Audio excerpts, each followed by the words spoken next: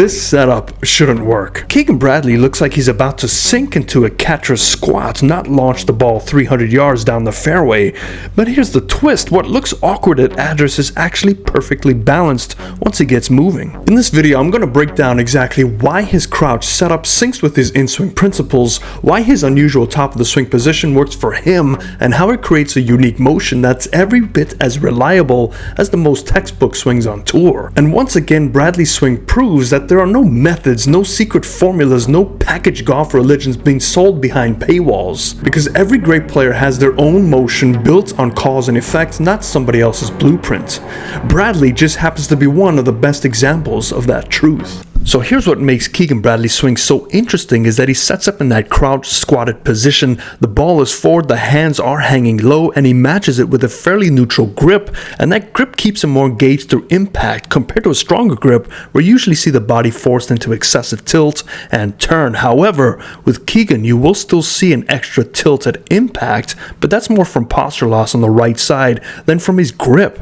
And yes, just so you do know, I realize these are two different clubs on two different days, but you know, what we're going to do is look at some of the basic cause and effect in his motion and how the setup, grip, and body work all tie together. But let's look at the right hand side first, and let's look at the impact, the posture loss, and why this is occurring. Okay, so we do see with that squatty, more forward bend that we do see in the Ivan Red, the plane lines are going to be a little bit lower. Now he's a 6'3", so you would think he'd be standing taller. I don't know where this came from. It might be because when he started as a kid, as he grew, he just adapted to those clubs, but we don't know the story. I'm just guessing here. We're going to put a little back brace line as well. Now, secondly, let's take a look at the centeredness of his arches of the heels in our favorite Barney Purple. We're going to draw that straight to the sky, and we can see how much of that rear end is sticking back behind him. Now, this is a very hard posture to maintain because what we're looking for, and we probably know he's going to do this, is the best in the world do a pretty good job of this. They keep their shoulder tilt perpendicular to our Ivan Red. So as we take this club back, because he's squatted, because he's getting his shoulder turn activated, he is actually staying on that lower plane line, which is pretty impressive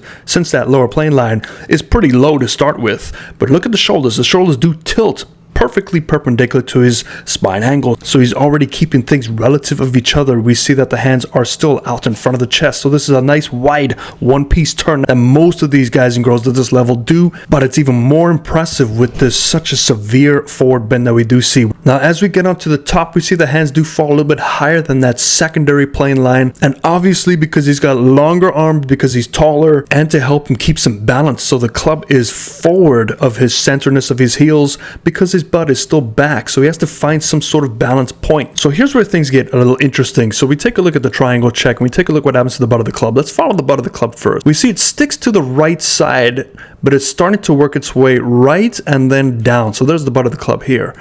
Next couple of frames, we will see it goes even further. So we're starting to pull into that lower plane now. What could be causing this? Because we know that we're going to lose our posture into the golf ball. So one thing that needs to activate to make sure the hands are still on plane is this right shoulder needs to start to tilt down, and we see it there. So that club is now falling in between the plane lines. So we're compressing lower body into it, and the shoulders are tilting to meet down the middle. Now we get further evidence of this is as we strike that golf ball, we see a new lower back up in this region. What's making the upper back fall down is the shoulder tilt. Now this puts some pressure down in this lower back region, which I think he does suffer from some back injuries, which would make some sense, and we know there's an excess amount of tilt. Let's clear these lines up and do a quick little tilt check. Here's his tilting right just after impact, and let's go to the top of the swing here, and there is his tilting at the top of the swing. So we see we have 34 degrees of tilt. Now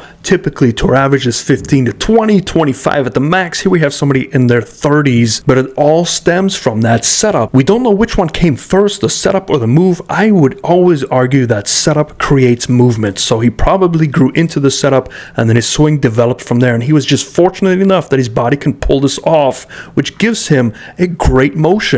But once again, it's his motion. And if you ever meet somebody that says, I'm going to teach you Keegan Bradley's method, they're another golf religion trying to sell you the next Bible. But let's really quickly take a look at that left-hand side. And a setup, this is a pretty good setup in my opinion. He's got his upper body leaning back, but you take a look at the shoulder tilt. You extend that shoulder tilt right from the center. It covers his hands, and his forward press is ever so slight in relation to the two. So this is a really good setup. Now you'll notice that he does have to get a lot of the weighting over to the right side. Now this is key for him because what this is is doing is it's maintaining his posture, but also he's getting some weight distribution. He has a huge amount of upper body turn. He restricts the lower body really well. Let's clear some of these lines up. Restricts the lower body really well while maintaining a huge upper body turn, and the arms do go a little bit further back than the turn, but it's still pretty close to getting to his tee, so it's not a long swing in my opinion. It's just still connected to his turn. But this is the key moment. He gets the weight distribution, but he makes sure to stay back. And why is he staying back? To get his tilting to adjust to swing up. So once we get to there's the hands. They've caught up to the center